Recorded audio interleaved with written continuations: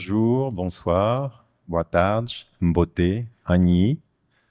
São diferentes maneiras de agradecer pela sua presença.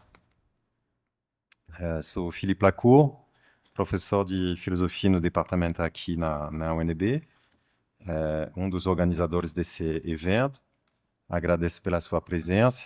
A gente fez uma concepção, digamos, das mesas redondas como um exercício mais de extensão, voltado para a extensão, menos técnico, menos classicamente acadêmico. Então, eu vou começar apresentando.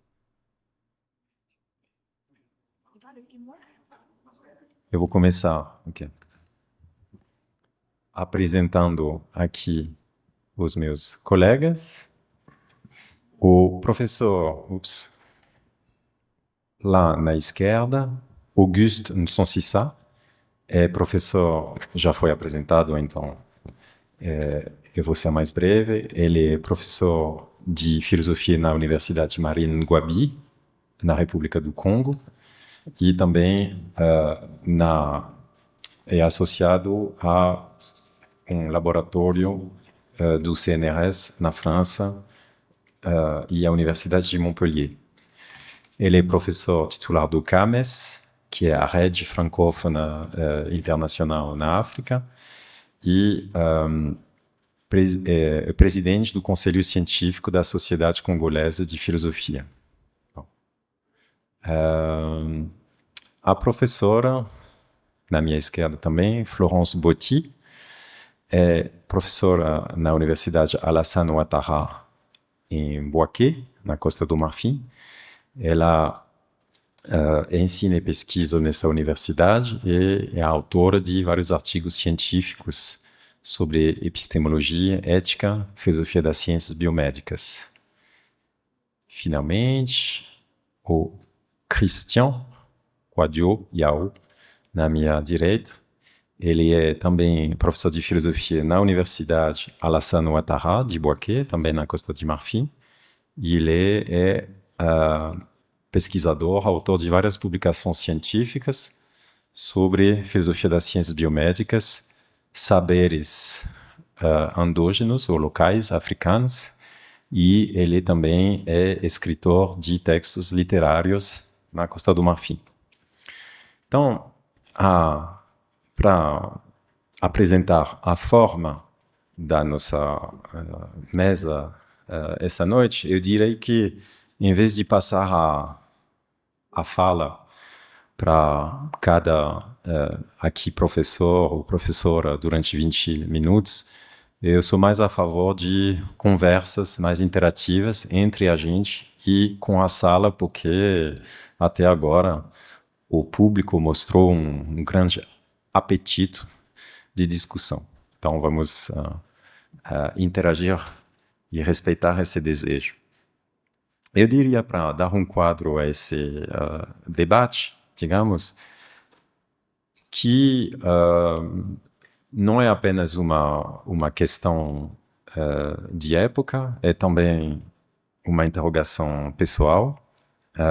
Depois de 10 anos trabalhando no Brasil, eu sou formado com uma certa tradição da epistemologia histórica à maneira francesa, e a gente, mais ou menos, está acostumado a uma epistemologia, digamos, tradicional, que é, de uma certa maneira, unificada, porque tem uma reflexão sobre a ciência, mesmo que tenha várias ciências ou vários tipos de saber. E está surgindo, em particular no Brasil, daí eu me encontro com essas reivindicações, estão surgindo pedidos de reconhecimento de saberes alternativos, que são de vários tipos. Pode ser saberes indígenas, na farmacopeia, por exemplo, o conhecimento das plantas. Pode ser saberes ligados às religiões afrodescendentes ou à música de raiz africana no Brasil. Obviamente, o que nos interessa aqui são o que tem pretensão de saber, então de constituir um conhecimento. E tem também pedido de reconhecimento das línguas nas quais esses saberes se formulam. Para ser mais concreto, eu vou dar um exemplo que talvez vá ser um ponto de partida para os nossos colegas africanos rebater. Eu descobri, ao falar com o Departamento de Línguas Indígenas aqui na UNB, são os nossos vizinhos no ICC, perto do Departamento de Filosofia, eles estão formando, através de cotas, alunos indígenas. Fiz amizade com eles, a gente falou um pouco. Eu descobri que muitas línguas indígenas ainda não são descritas, isto é, com uma gramática e um dicionário. É um trabalho que eles fazem.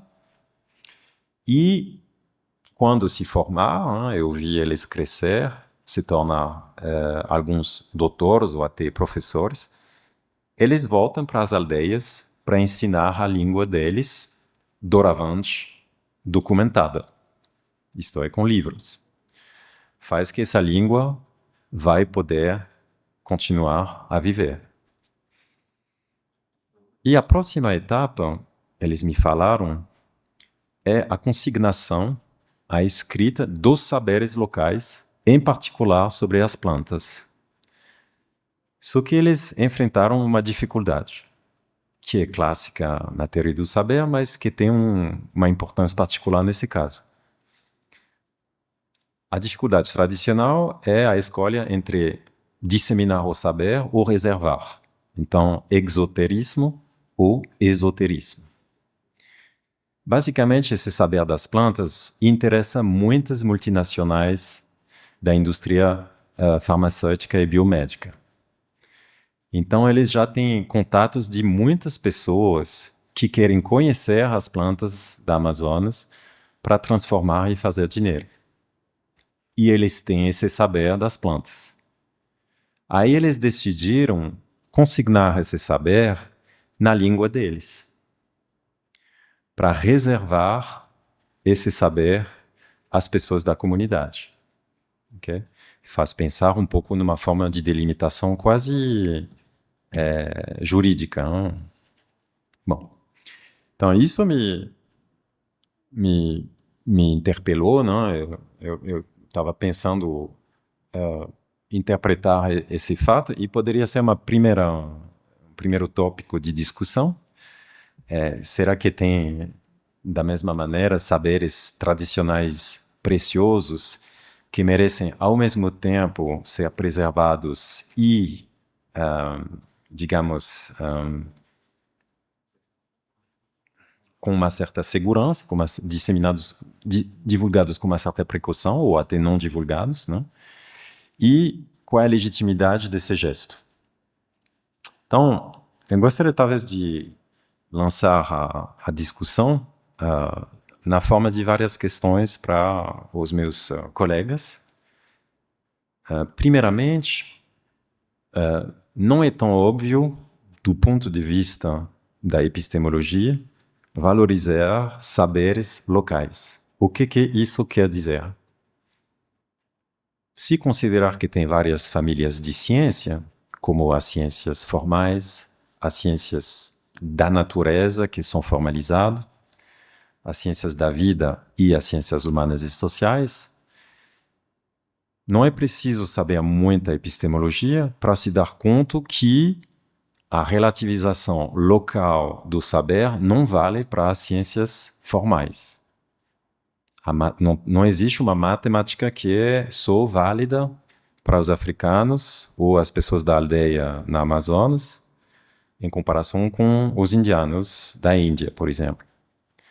Pode ter aparição histórica de matemáticas nessas zonas, mas o valor desses saberes formais é classicamente universal.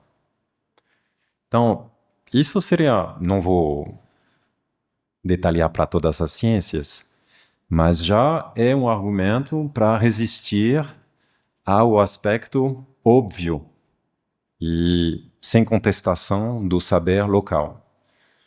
Tem, obviamente, toda uma tradição do iluminismo que vai lutar contra os saberes locais por ser sinônimos de freio ao conhecimento.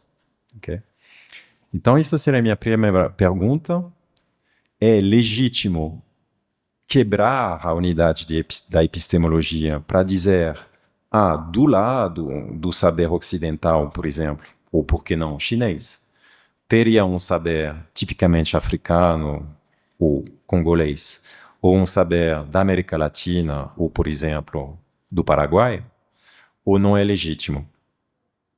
E aí, em cima dessa primeira reflexão, eu gostaria de passar para a questão da linguagem e depois do que faz a IA para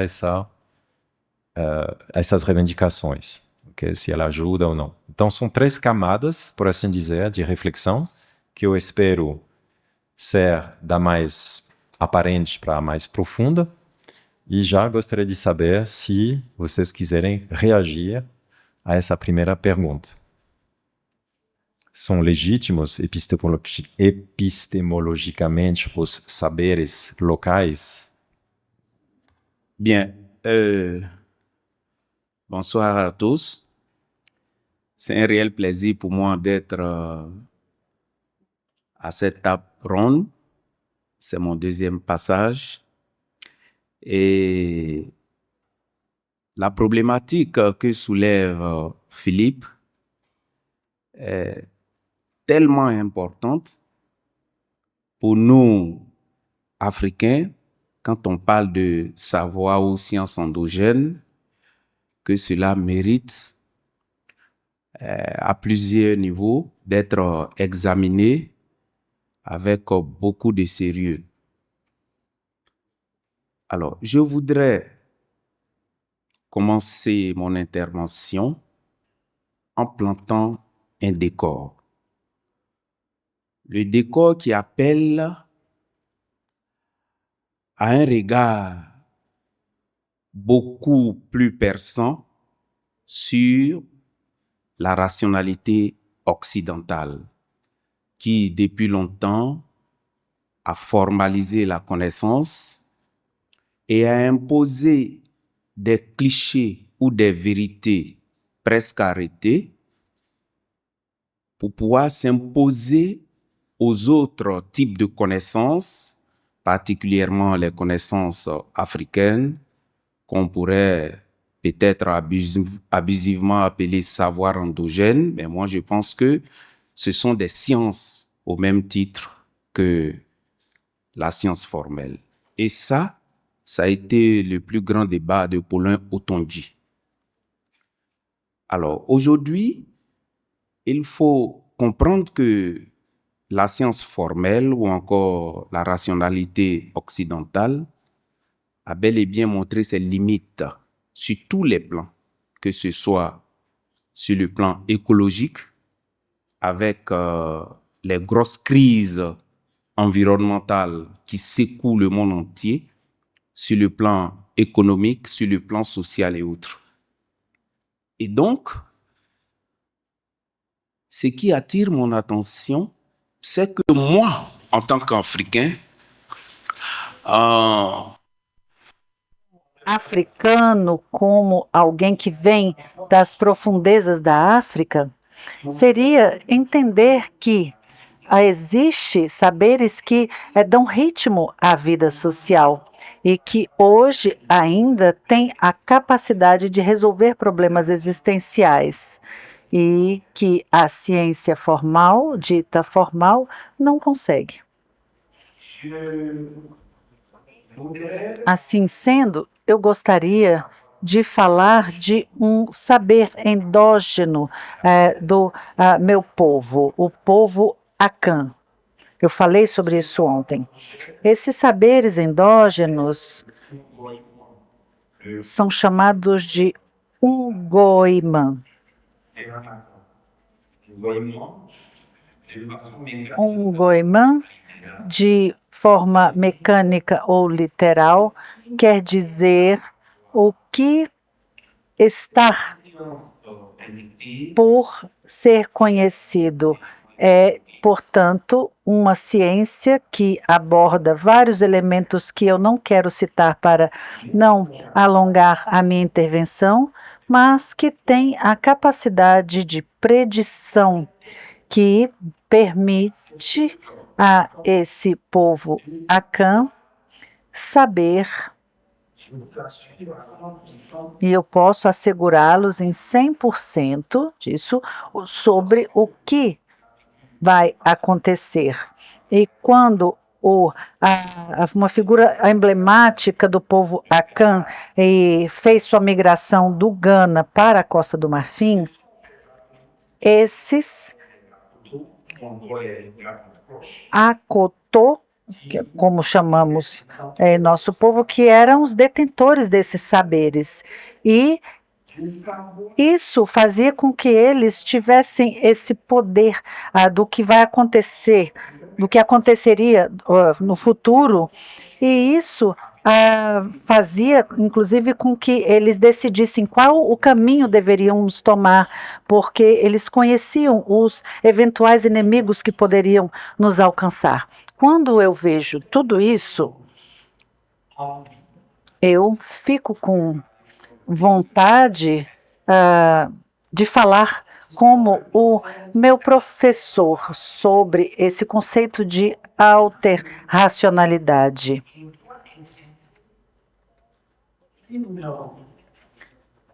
E isso no que diz respeito à existência de infinitas dimensões, ou seja, uma plurirracionalidade. Então, vemos que não há como julgar o valor da ciência a partir de apenas métodos e resultados, pois hoje percebemos que tudo o que é unicamente viável não é forçosamente ou socialmente bom.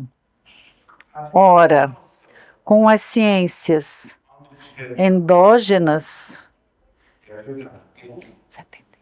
do povo africano, eu consegui compreender que o valor da ciência não reside nem em seu método, nem no resultado que ele produz. Um pouco como a questão da racionalidade ocidental, que se focaliza sempre num determinismo rigoroso a partir do qual ela produz outros efeitos. A partir dessa alterracionalidade, seria possível unir a importância da ciência à sua utilidade social. Ao invés de nos ligarmos apenas a métodos e resultados. Há milênios essa ciência endógena, que é parecida com a do Togo, ou seja, que faz parte da tradição africana, e nesse sentido eu asseguro a vocês de que quase nunca tivemos consequências desastrosas por conta dela. Quando observamos a racionalidade ocidental, apesar de tudo o que ela pôde realizar, podemos citar elementos como a destruição pela bomba atômica e tantas outras coisas. Obrigado. Eu passo a palavra a Florence para que ela possa trazer sua resposta. Boa tarde a todos. Muito obrigado, professor Felipe, por essa oportunidade que temos aqui e ainda de nos pronunciarmos frente a essa problemática. Então, a pergunta era sobre a legitimidade da questão dos saberes endógenos e da epistemologia. E eu posso responder de imediato: sim, acredito eu, cada vez mais, e sobretudo nós africanos, que estamos nos conscientizando que a África tem muitas respostas para muitas problemáticas, como as problemáticas ambientais, crise ecológica, etc. A África sempre teve muitas respostas, mas infelizmente a hegemonia da epistemologia ocidental nos fez acreditar que não era bem assim. Então, eu me lembro de um título de um colóquio que aconteceu, acho que foi em 2007, no Benin, sob a direção do professor Paul Antondi, que tinha por título a racionalidade no plural. Então, eu acredito que cada vez mais tem essa tendência de observar que a racionalidade é plural e que há sim uma epistemologia africana que é capaz de trazer sua contribuição para as diferentes problemáticas frente às quais a humanidade se confronta. Então, os saberes endógenos, assim como a ciência ocidental, tal qual nos foi apresentado com sua metodologia, regras e princípios, efetivamente os saberes endógenos também têm seu método, seu objeto de estudo. É necessário, portanto, voltarmos a esses saberes para, assim, ver como esses saberes poderiam ser reabilitados hoje em dia e, assim, contribuir para solucionar as diferentes problemáticas da humanidade. E, como eu falei, a crise ambiental, climática e outras.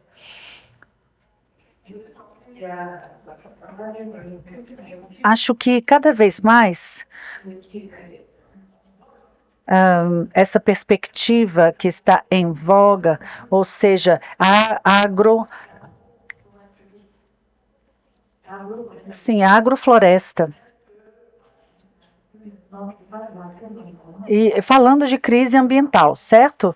Mas a gente sabe que os nossos pais usavam já a agrofloresta para preservar o meio ambiente.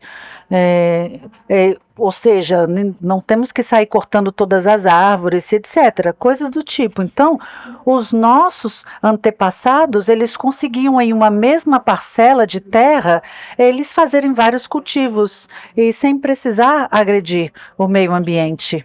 Então, acho que os saberes endógenos são realmente legítimos. É importante falar sobre eles e reabilitá-los hoje para que assim contribuamos para a solução das problemáticas modernas e contemporâneas.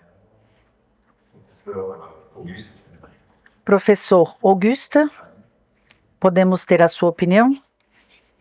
Obrigado, muito obrigado. Muito obrigado, Felipe, por ter me colocado nesse debate, por poder participar dessa troca. Eu quero começar trazendo 3 referências teóricas que me localizam no contexto cultural africano. E o que Mamoussé Diame, em seu livro que fala sobre a crítica da razão oral, fala, e recentemente eu escutei ele falar sobre o que é a ciência, justamente no âmbito desses saberes endógenos, e ele estabelece a diferença entre a ciência, a etnociência, e isso a partir do debate sobre o conhecimento objetivo de Popol. E existe um texto de Zachary Boao, e que pode também nos ajudar a falar sobre desetnologizar. Então, é um debate sobre o status epistemológico da filosofia africana, que parece ser profundamente, isso de acordo com algumas correntes, a etnologia ou a etnofilosofia. Então, na realidade, o meu problema aqui é o de mostrar que, efetivamente, na República do Congo, de onde eu venho, há como uma realidade mágico-mística que ficou sem uma formulação e que a gente perdeu a noção dela por observar os cânones ocidentais. Há uma região que se chama Departamento de Pool, onde existe uma língua que não é conhecida, é a língua Angala. E nessa língua, parece que nela são veiculadas várias realidades. Então, nessa tradição, a partir dessa língua e dessa etnia, pode acontecer que uma mulher fique durante muito tempo vítima de uma esterilidade mística, ou seja, ela não pode conceber, ter filhos. E aí os anciãos resolveram esse problema, encontraram um meio de resolvê-lo, internando essas mulheres ditas estéreis 3 meses. E durante esse trimestre, essas mulheres tinham que ficar cantando durante horários indicados, durante a noite, sempre pronunciando frases para que elas invocassem seus ancestrais.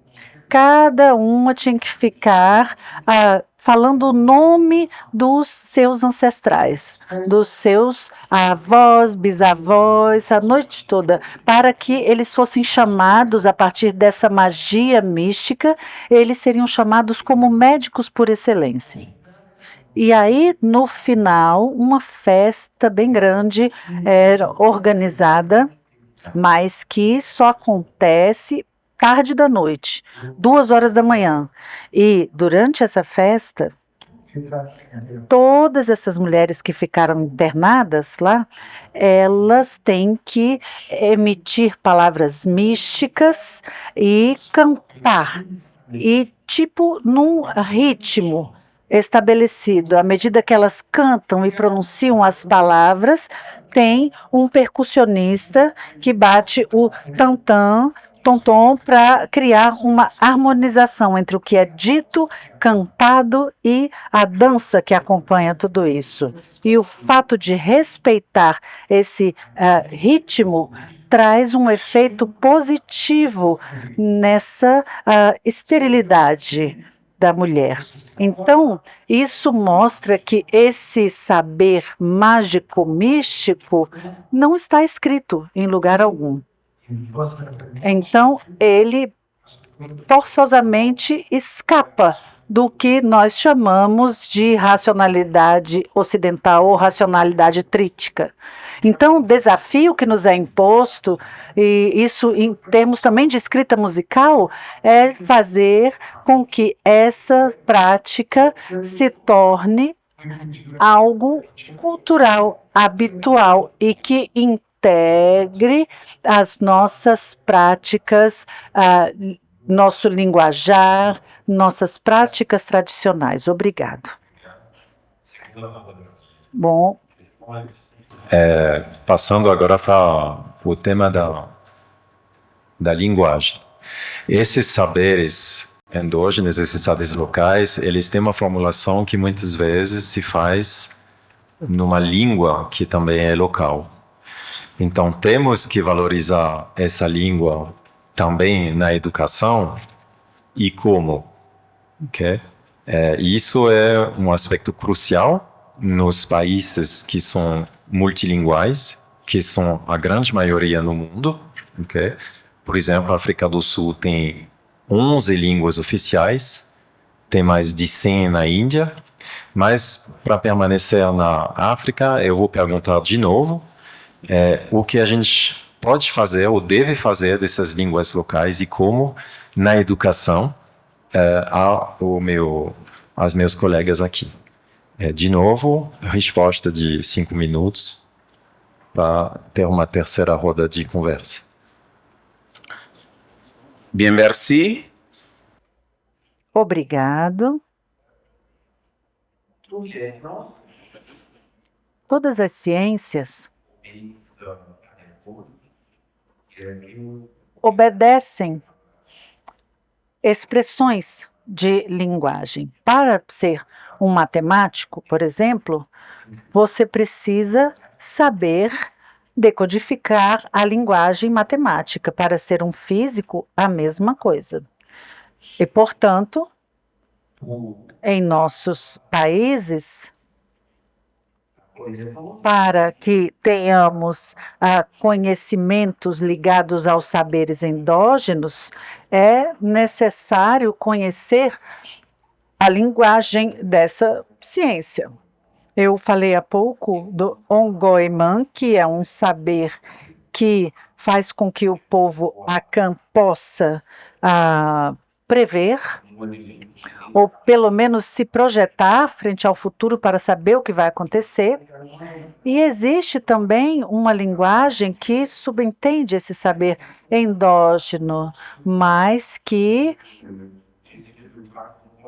não é vista como um patrimônio da linguagem pública. São códigos que devemos conhecer. E a transmissão, ela passa pelo respeito de regras pedagógicas, andragógicas estritas, e a transmissão dessa linguagem é condicionada por um certo número de regras, como a gerontocracia estrutura, e que, portanto, me fazem pensar que esse tipo de linguagem específica, codificada, não é uma linguagem que é estudada ou utilizada pelo grande público. Então, o que eu quero dizer é que não precisamos fazer uma translação forçosa entre a linguagem que facilita a comunicação com o público ou uma linguagem que é utilizada pelas práticas das ciências endógenas, empíricas ou até místicas. É isso que eu tenho para dizer sobre isso. Obrigado. Professora Florence. Muito obrigada, professor Felipe. Eu acredito que é uma dificuldade real, porque nós vemos que cada língua tem como uma alma. Cada língua traz consigo a alma de um povo. Então, o que podemos fazer? Por exemplo, na Costa do Marfim, temos mais de 60 línguas. Então, como preservar essas diferentes línguas? Não é fácil, como resposta. Trazer resposta. Eu acredito que os nossos sistemas educativos devem pensar na valorização de certas línguas dominantes, de forma que a nova geração compreenda, a partir das nossas línguas, certos saberes, porque geralmente há práticas que não buscam fazer com que realmente haja essa apropriação da língua, até da língua francesa. E então precisamos fazer um trabalho colossal realmente para que nós tenhamos como transmitir essa mensagem, isso no que diz respeito às nossas tradições e nossas culturas. Vai dar muito trabalho, é o que eu teria a dizer. Obrigada, professor Augusto, obrigado, Felipe. Eu sou, sempre defendo a harmonia, e porque os códigos e os cânones das escrituras participam também do que é universal, mas sempre com nuances hipotéticas que podem justificar, por exemplo, o relativismo cultural ou a indeterminação da tradução, e isso nos remete a Quine. Então, precisamos considerar o que há de singular, particular e universal em cada língua. Eu gosto de praticar um pouco de música no âmbito religioso, e quando eu penso no reggae, no zouk ou no jazz, a partir da experiência ocidental, com o que nós podemos encontrar como música, isso no meio dos povos tradicionais, indígenas, locais, eu percebo que tem algo que nós compartilhamos sempre. Talvez seria interessante fazer um trabalho de prospecção para encontrar o que perpassa as culturas, os conhecimentos locais e as práticas culturais. E isso me faz justamente pensar na obra de Bachar Dian, de Língua a Língua, onde existe o questionamento sobre o que ele chama de tradutologia. Acho que é um convite para aqueles que se interessarem pelo assunto. Obrigada. E na direção do nosso tema, passando dos saberes locais à sua formulação na língua local, chegando à inteligência artificial. A inteligência artificial, a gente destacou nos últimos dias muito os seus riscos para as línguas locais. Falta de dados, falta de algoritmo para tratar esses dados, falta de suporte material para estoquear esses dados. Tudo contribui à invisibilização dessas línguas. Ao mesmo tempo, eu me lembro muito bem desse militante da África do Sul, que eu encontrei anos atrás, que estava se esforçando de digitalizar línguas africanas para que elas sejam escritas no celular, que era o grande vetor de digitalização na época na África. E ele começou com as línguas da África do Sul e estava continuando. A partir disso, a gente poderia se perguntar, e já tem tentativas atuais, de grandes empresas, por exemplo, o Google, de utilizar a força dessa grande nova tecnologia para desenvolver de maneira talvez mais sustentável as línguas locais. Será que o futuro das suas línguas africanas passa pela inteligência artificial?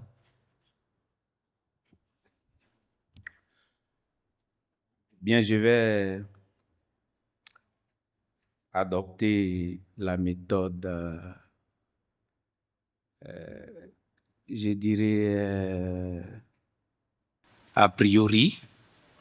Avant-hier, le professeur Boao, dans son intervention, disait que Intervenção que ser é ser digitalizado. Hoje, observamos que a IA está integrada em todos os âmbitos de atividades. E quando não praticamos a IA, ela pratica a gente. Então, a gente já não tem mais escolha.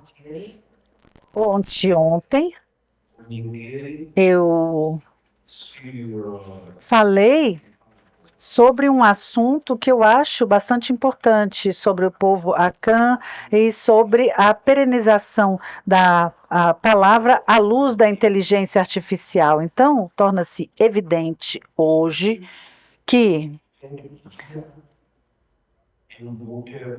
o fato de que a IA é um motor de redinamização de tudo o que nos diz respeito, isso vai para além das nossas línguas, porque está ligado às nossas culturas.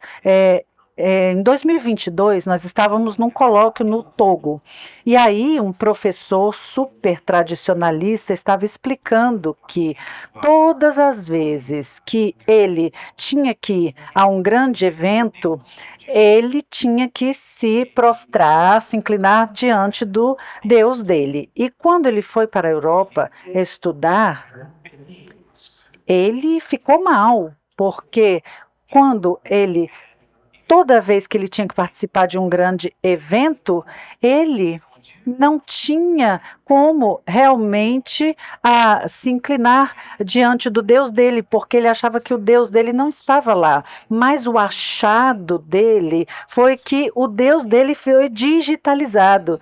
Então ele podia ter a imagem. E aí ele disse: mesmo quando eu estou na Europa, eu passeio com meu Deus, eu abro meu telefone, eu olho para ele e aí eu o saúdo. Então veja, essa história parece até uma piada, faz a gente rir, mas tem um sentido profundo. Hoje, como eu falei anteriormente, nós, quando não praticamos a IA, ela pratica a gente. Então, quando você não a usa, ela vai usar você. Em outras palavras, então temos que encontrar meios para fazer com que essa palavra que está perdendo força se torne duradoura, perene, quem sabe a partir de uma memória virtual, que é o que estamos tentando fazer, pela transcrição de palavras proverbiais, de contos, de palavras de ritualísticas que precisam ser salvas para que nós possamos dar novamente vida a elas, quando nós precisarmos delas para resolvermos problemas sociais específicos. Obrigada. Professora Florence, obrigada.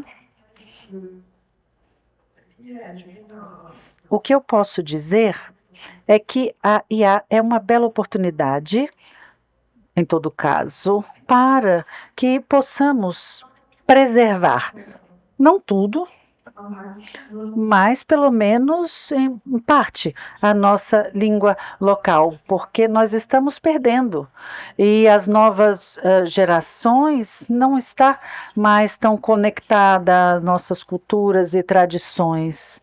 Então, a IA é, sim, uma bela alternativa para que possamos preservar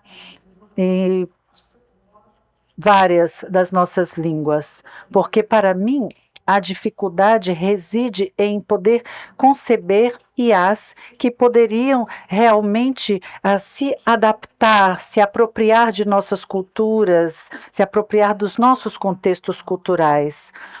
Será que na África nós teríamos esses meios para produzir esses tipos de dados? Acredito que ainda não, mas apesar dos pesares, a IA é uma tecnologia que avança, melhora, que está em pleno desenvolvimento. Então, para os próximos anos, vamos ver até onde a IA vai poder nos ajudar na salvaguarda de nossos saberes. Obrigado, professor Augusto. Obrigado, Felipe. Eu tenho uma postura um pouco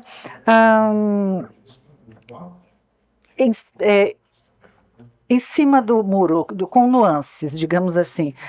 Tem um conceito que me interessa bastante, que fala sobre a conceitualização. ou seja, o que resiste à conceitualização.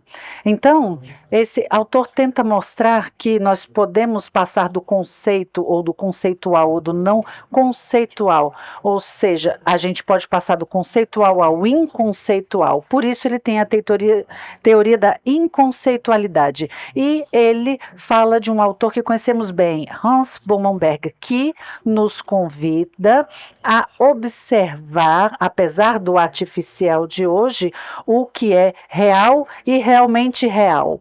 Então, eu quero dar um exemplo para terminar. Nós, quando viemos para cá, fomos obrigados a ter um visto de trânsito. E aí nós fomos para o consulado da França. E ao meu lado estava uma mãe congolesa e que tinha o filho morando na França.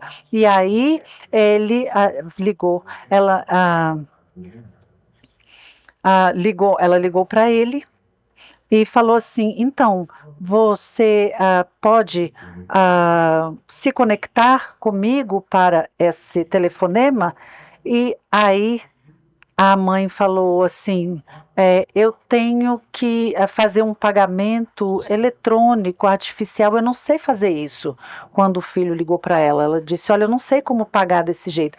E aí ela: o que eu faço, meu filho? Então esse exemplo mostra a vocês que ainda há esse problema de saber usar os dispositivos, de saber se conectar.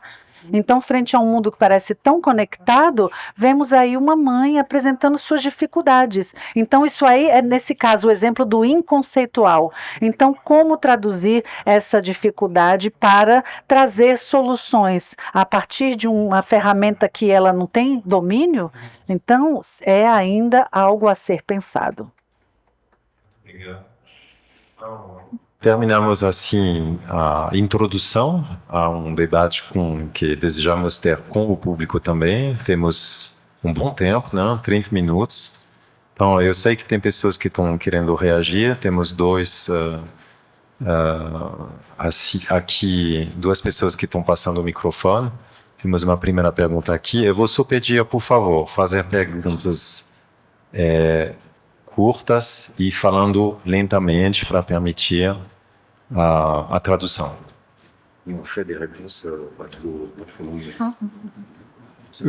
Bonsoir à vous tous une fois de plus. Boa tarde a todos.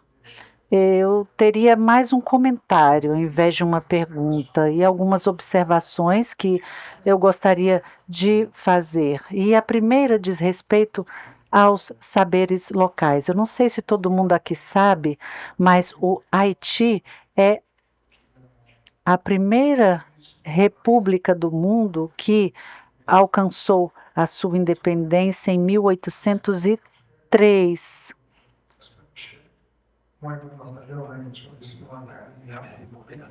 E nós vamos comemorar esse evento, o evento da nossa batalha, ou seja, o primeiro país negro que conseguiu conquistar sua independência. Então, nós conseguimos vencer um dos exércitos mais poderosos na época. Então, os haitianos, que eram descendentes de africanos, eles tinham sua religião, que é o voodoo. E isso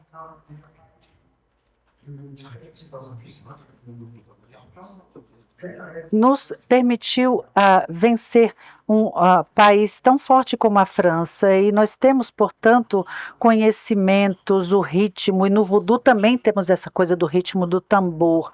E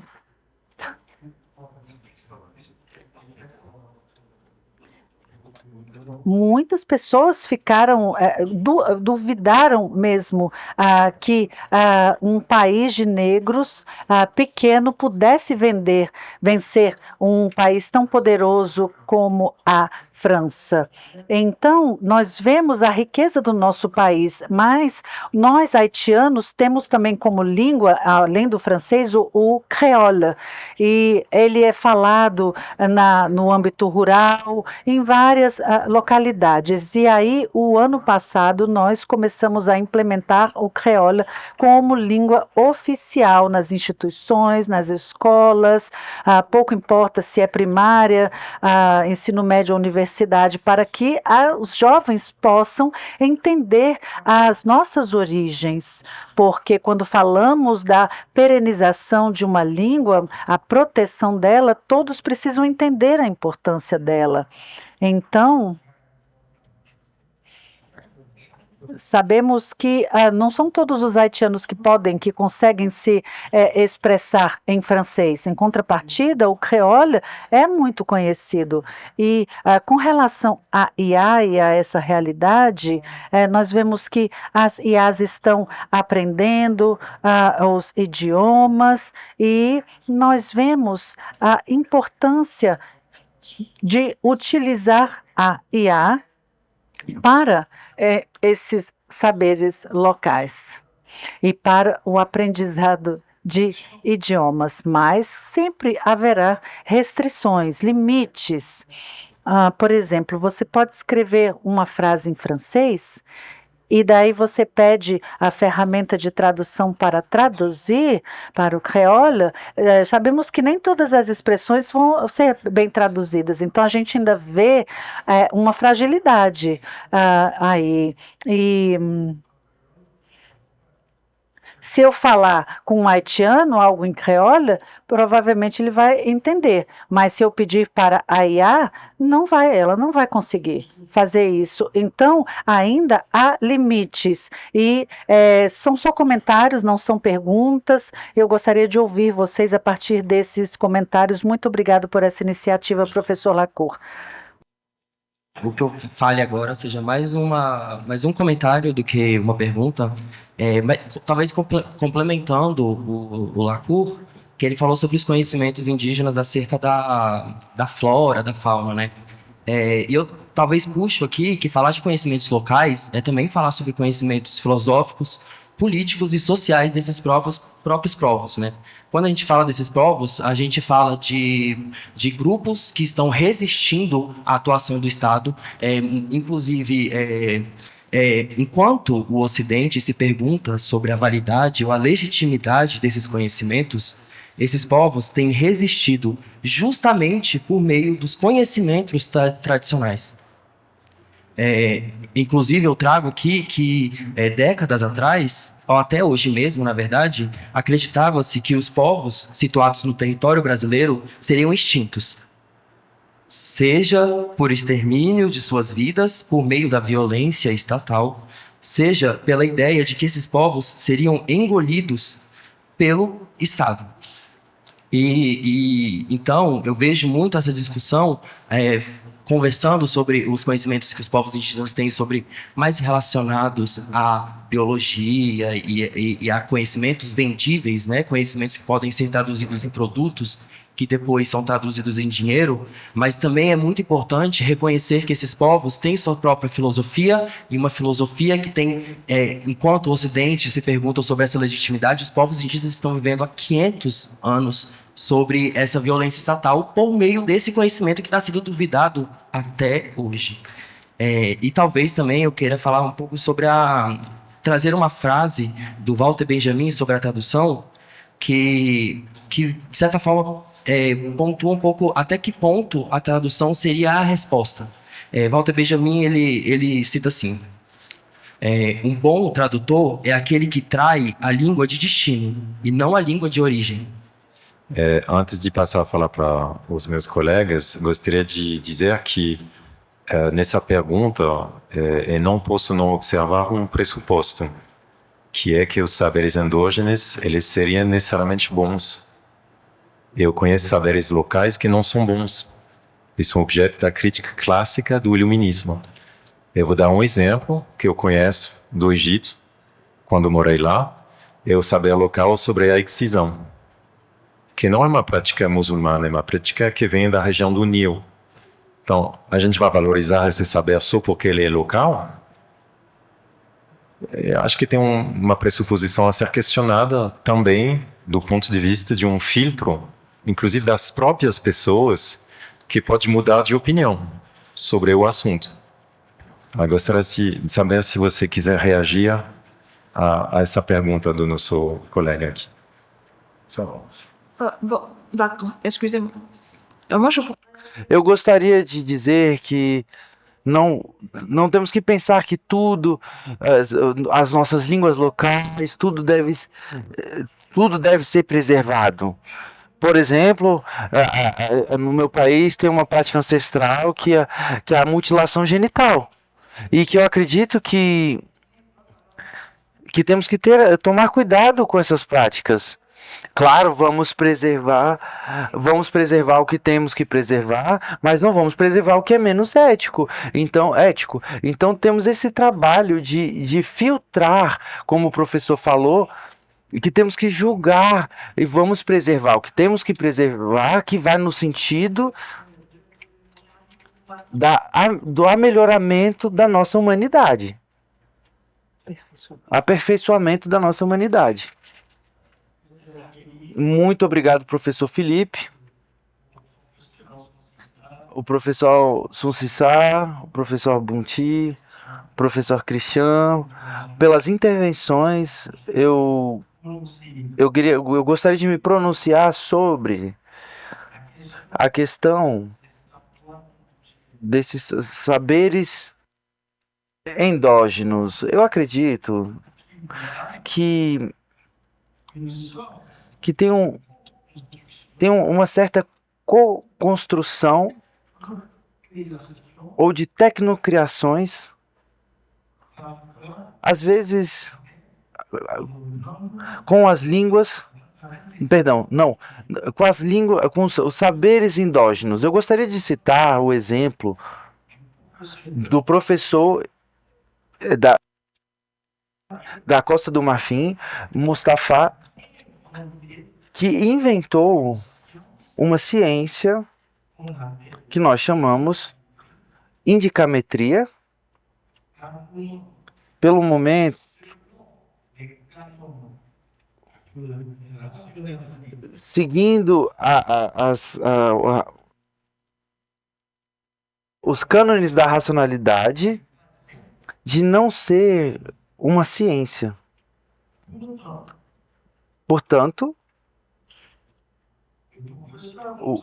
o professor Mustafa tentou de ligar técnicas da racionalidade ocidental com abordagens enraizadas na cultura africana.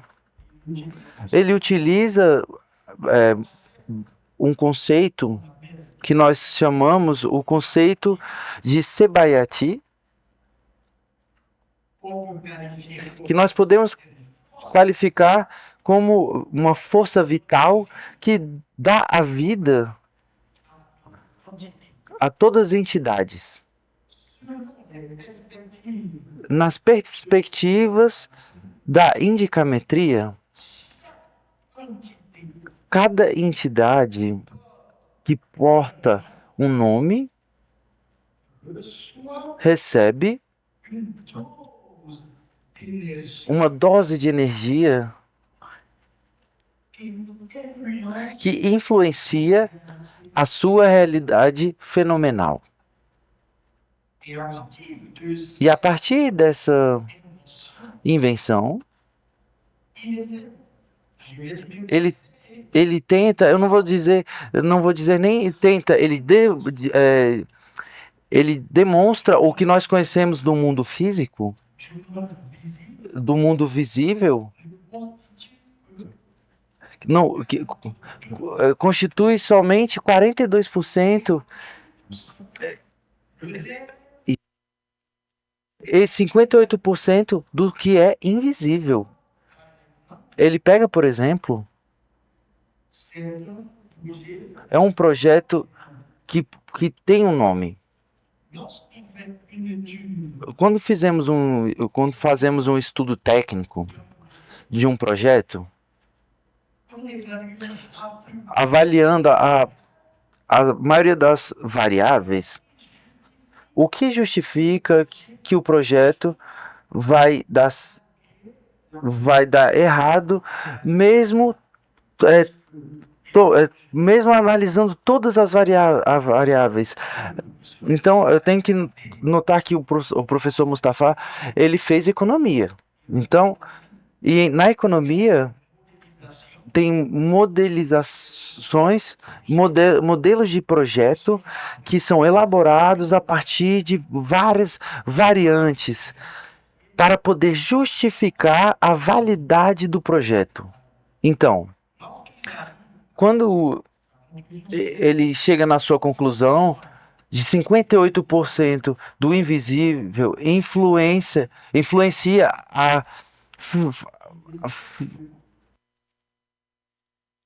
a viabilidade do projeto, o que separa o invisível na manifestação do projeto que tem um nome. É uma abordagem, às vezes, para os que não compreendem, divina. Mas, quando ele se lança na sua pesquisa científica, ele realiza que os seus estudos com variáveis muito bem determinadas, que recupera da racionalização ocidental que ele tenta tropicalizar com a racionalidade endógena para criar algo que possa ser formalizado e que nós possamos encontrar escrito. Então, se da minha parte as ciências endógenas se os saberes endógenos tendem a ser colocados em valor, é talvez porque não tem esse esforço de conceitualização ou de tecnocriatividade para recuperar, às vezes, dessa racionalização ocidental, porque eu não diria que a racionalidade ocidental absolutamente deu errado. Tem muitas coisas boas e tem coisas ruins, mas mesmo na racionalidade endógena existe também coisas boas e também tem coisas ruins. Então, se nós não conseguimos criar essa conciliação entre a racionalidade ocidental e os saberes endógenos, eu acredito que nós não poderemos ter eu vou pegar essa palavra emprestada dessa alterracionalidade. Isso não quer dizer que vamos unir essas racionalidades, mas ali nós somos obrigados para uma forma de complexidade e aí eu vou encontrar nesse ponto o professor Rossissá nessa abordagem. Tem que ter uma complexidade de saberes. E a questão que eu gostaria de perguntar para a mesa desses saberes no nível dos saberes endógenos, nós não conceitualizamos o suficiente que, às vezes, nós somos obrigados de recusar um certo tipo de crédito É a complexidade da complexidade. Então, nós estamos aqui tentando falar da teoria da compreensão, que encontra a posição, aborda a teoria da incompreensão. Então, no primeiro Congresso Mundial do Pensamento Complexo, eu respondi uma pergunta feita por uma mulher. Ela queria saber se na África, no Congo, Brazzaville, existia uma realidade metafísica mágico-mística que poderia justificar a diferença entre a abordagem ocidental da racionalidade e a abordagem africana da racionalidade. E eu falei para ela, olha, nós temos no âmbito religioso um fenômeno. Elas falam que aparece um marido à noite. E há mulheres que contam essas histórias. E aí, quando a gente pergunta para a mulher, e quem é esse marido da noite? Aí, quando eu falei para essa mulher disso, ela disse, mas eu não entendo disso. Mas eu falei, olha, no meu contexto africano-congolês, eu entendo perfeitamente essa expressão marido da noite. Isso é como se fosse uma realidade que está ancorada no interior das crenças das pessoas. Então, eu acho que o que você trouxe aqui, você trouxe um fenômeno complexo que não é traduzível pela complexidade trazida. Mencionar o intelectual egipciano que faleceu há pouco tempo, Samir Amina. Esse economista frisou que com o choque terrível da colonização, os saberes culturais tradicionais foram apagados. E o espírito dos povos colonizados muitas vezes se refugiou na religião. Por isso, na conferência de Bandung, teve uma reivindicação muito forte dos povos descolonizados, contrariamente ao bloco socialista, para valorizar a religião. E, por essa razão, dá, às vezes, um pouco a impressão que o que sobra desses saberes tradicionais é ligado à religião. Mas eu não posso ter uma forma de resistência a essa, a essa concentração dos saberes tradicionais, a essas formas de saber religiosos ou que são ligadas a práticas rituais, às vezes. Eu vejo uma legitimidade para vários domínios das ciências humanas, da medicina, da botânica, porque são saberes fazer. Então, faz sentido valorizar a experiência nesses casos. Mas, o que é mais importante em torno, por exemplo, de uma ciência formalizada como a física quântica? Seria dizer que a gente tem que valorizar uma ciência quântica, uma física quântica bantu, ou tem que incentivar, permitir o acesso dos bantu à ciência física quântica tal que se faz atualmente. Eu acho que seria uma forma de perversão da emancipação que de orientar para uma pseudociência, nesse caso. O que aparece claramente no caso das ciências da natureza, que são formalizadas, não aparece tão claramente no caso, por exemplo, da medicina. A gente teve uma objeção do nosso colega aqui: o mundo ocidental desvalorizaria, por definição, os saberes locais. Não, a gente tem também no mundo ocidental, ou teve, saberes locais.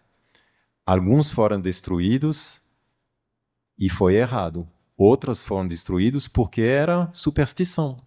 A gente teve uma medicina que era uma pseudociência. Então, eu volto para a questão da professora Florence. Quais são os critérios para determinar o que vale a pena ou não? Acho que a partir do momento que você introduz a matemática, o critério é claro. Mas o critério não é tão claro quando a gente não tem essa precisão simbólica. Será que temos mais comentários ou observações, questões da sala? mas é porque uma palavra que você disse no seu comentário passado tem os bons e tem os ruins. Para a gente poder definir o que uma coisa é boa e uma coisa é ruim, devemos assumir uma perspectiva. O Ocidente, historicamente, em vários continentes, a gente tem a perspectiva ocidental sendo adotada e sendo a mediadora do mundo. Então, por exemplo, eu cito aqui um caso do povo Arauetê. Eles estão no Baixo Amazonas, lá no Baixo Amazonas. A gente sabe que, por exemplo, o Estado brasileiro, ele repudia o canibalismo. Porque a gente tem a nossa visão específica do canibalismo e a gente acredita que esta visão ela é válida para todo o mundo. E realmente para o nosso mundo, essa visão, ela realmente é. Mas a gente precisa entender que o nosso mundo existem diversos mundos dentro do nosso mundo. Então, por exemplo, os Arauetê... Eu estou falando muito rápido? Não, né? Tá. Então, por exemplo, os povos Arauetê, eles estranham o nosso costume de enterrar os nossos mortos. Porque, para eles, isso é um abandono. Não faz sentido abandonar os seus amados ao relento, para que os outros animais os comam. Eles preferem que as pessoas amadas sejam consumidas por aqueles que os amam.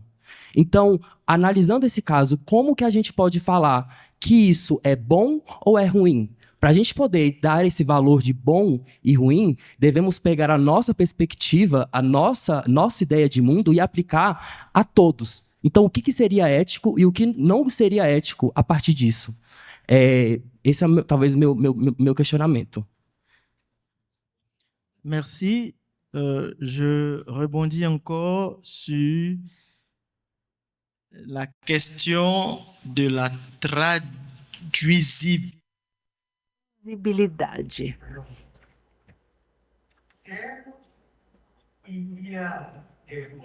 É verdade que há conceito ou realidade que nós não podemos considerar de forma fiel, totalmente. Se é assim, realmente, eu penso que deveríamos criar um sistema simbólico que poderia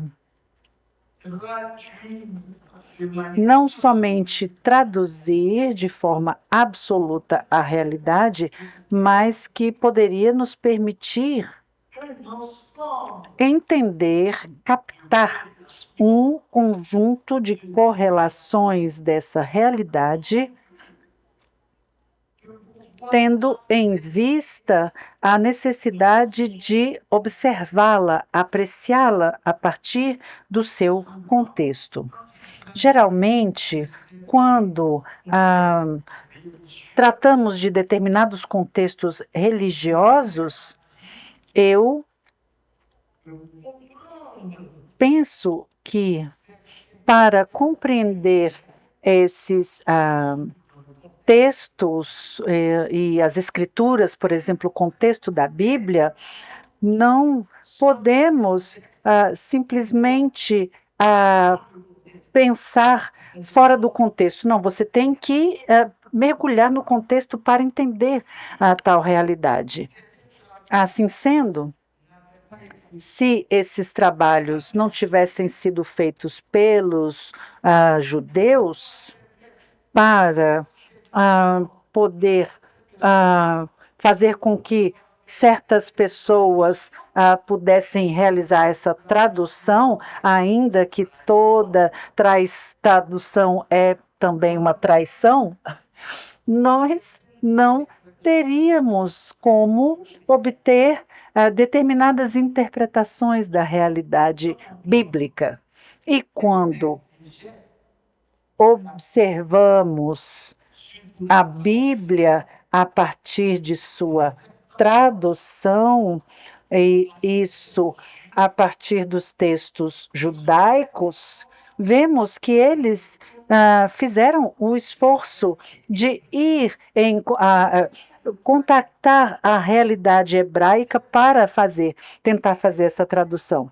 É bem verdade que os contextos eles podem ser truncados, mas acredito que é importante fazer esse esforço para oferecer um sistema simbólico de representação, a fim de que o outro que entra em contato com a minha realidade cultural possa captar mais ou menos uma certa dimensão simbólica e que ele possa compreender que essa realidade simbólica pode talvez não ser totalmente captada por ele, mas que apesar disso, essa realidade existe e que ele está sendo talvez iniciado começando a aprender essa realidade, mas ele precisa tomar consciência dessa realidade, apesar de não conhecê-la completamente. No que diz respeito às línguas, eu penso que as línguas são evolutivas. Elas não são completamente congeladas, fixas, porque há palavras que outrora tinham um sentido, mas que não conservam o mesmo sentido. E em termos de línguas locais, existe essa criação das realidades que precisamos implementar para que tudo seja enriquecido. Por exemplo, com relação a um smartphone, como eu vou traduzir smartphone para a minha língua? Então, é importante fazermos um esforço de conceitualização para representar simbolicamente ou passar por uma tecnocriação linguística para, dessa forma, que a pessoa perceba o que é de fato um smartphone. E isso poderia, inclusive, enriquecer as nossas línguas locais, porque daquilo que eu sei, dos chineses, por exemplo, isso porque eu tentei mais ou menos durante algumas semanas aprender o chinês, ainda que não sendo nada fácil. Então, eu pude compreender que eles fizeram esse esforço de construir a língua deles através da implementação e da descrição de determinados objetos na língua deles. E sabemos que a língua deles é muito ligada a uma personificação. Então, eu vou parar por aqui e é essa reflexão que eu gostaria de trazer à mesa. Obrigado. Vous soulevez des questions que l'on retrouve déjà chez Jean Ladrière, hein, les limitations internes des formalismes, et même chez Frege, on ne peut que formaliser le formalisable. Donc il y a des épistémies qui se prêtent à la formalisation. Maintenant, le problème, c'est la régulation du formel et de l'informel. Com o coffee break de antologia de manhã, só para dizer, e uma tarde que seria maravilhosa com os nossos amigos juristas. Obrigado e até breve.